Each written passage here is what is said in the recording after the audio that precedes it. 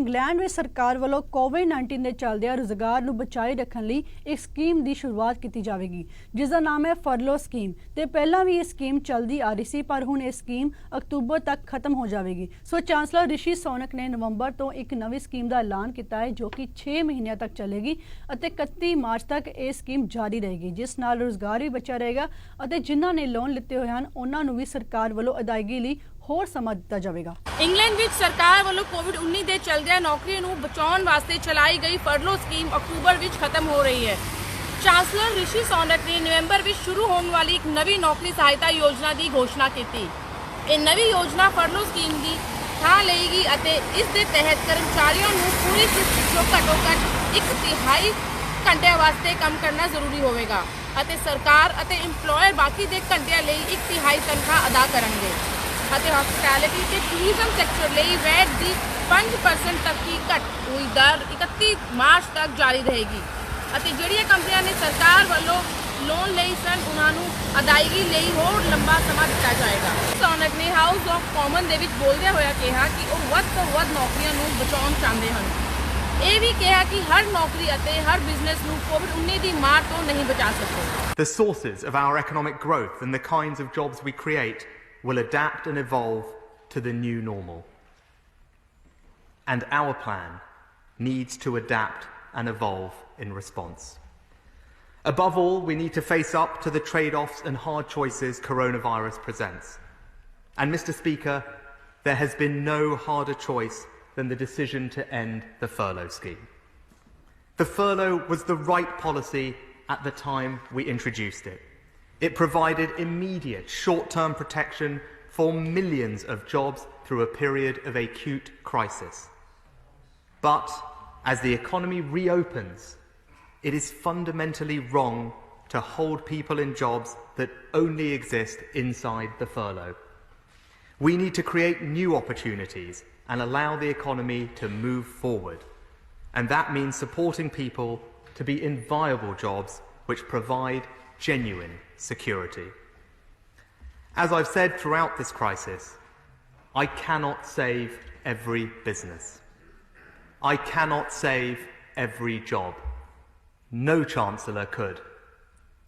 But what we can and must do is deal with the real problems businesses and employees are facing now. In March, the problem was that we ordered businesses to close.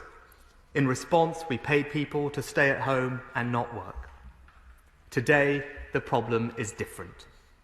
Many businesses are operating safely and viably, but they now face uncertainty and reduced demand over the winter months. What those businesses need is support to bring people back to work and protect as many viable jobs as we can. To do that, I'm announcing today the new Jobs Support Scheme.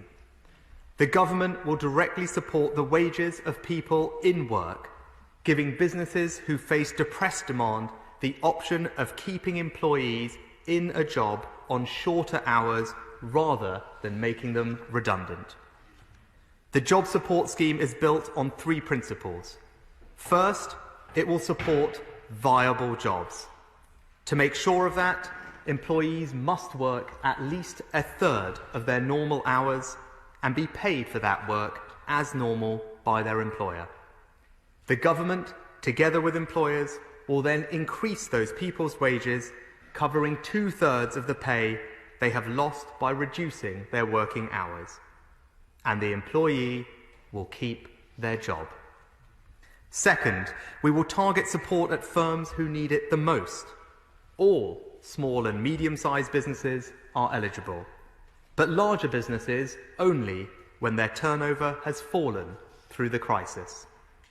Third, it will be open to employers across the United Kingdom, even if they have not previously used the furlough scheme.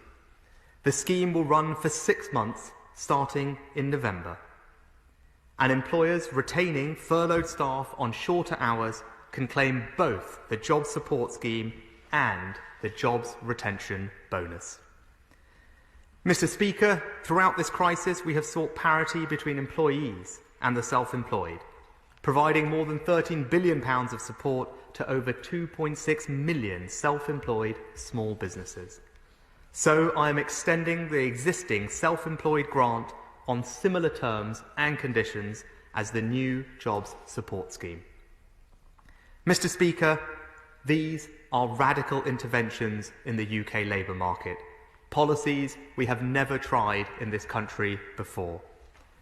Together with the Jobs Retention Bonus, the Kickstart scheme for young people, tens of billions of pounds of job creation schemes, new investment in training and apprenticeships, we are protecting millions of jobs and businesses.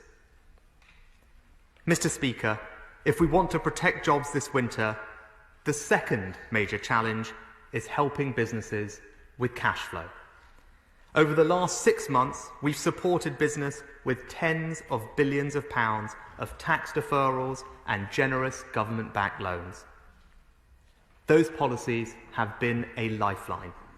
But right now, businesses need every extra pound to protect jobs rather than repaying loans and tax deferrals. So I'm taking 4 further steps today to make that happen. First, bounce-back loans have given over 1 million small businesses a £38 billion boost to survive this pandemic.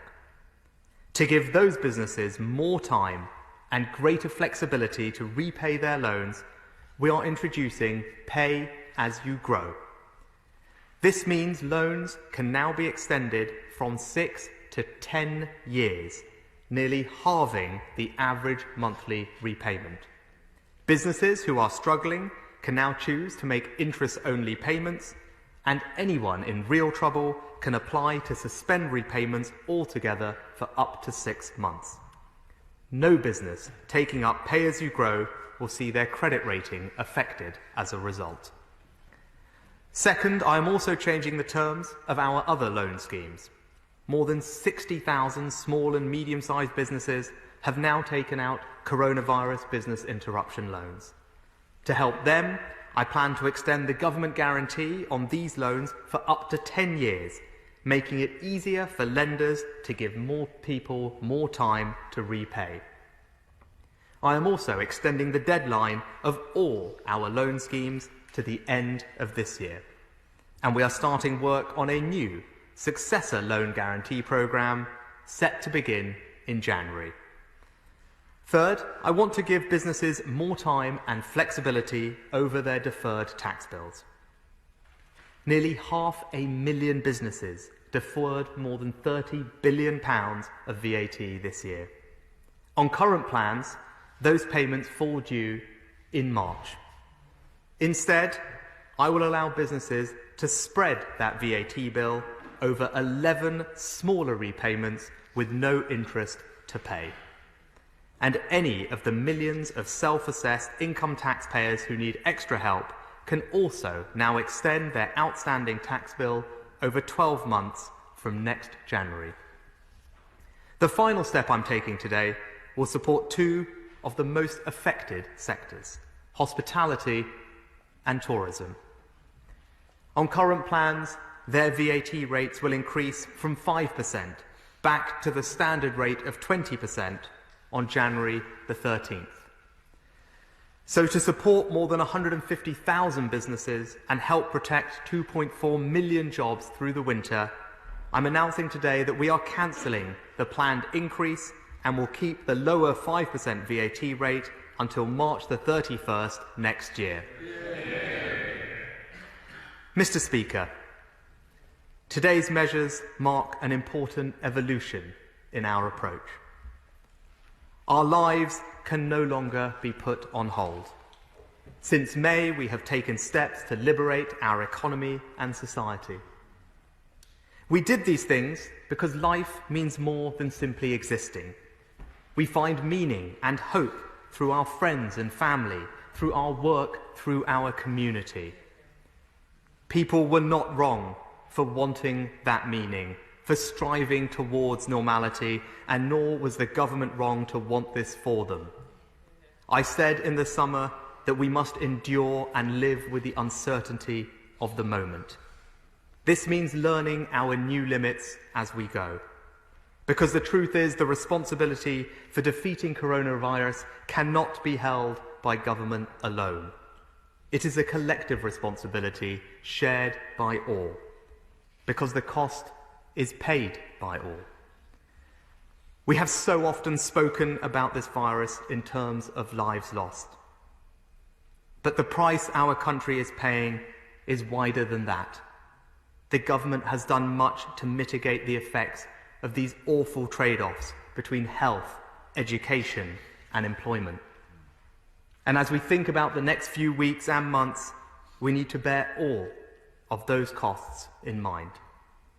As such, it would be dishonest to say there is now some risk-free solution, or that we can mandate behaviour to such an extent we lose any sense of personal responsibility.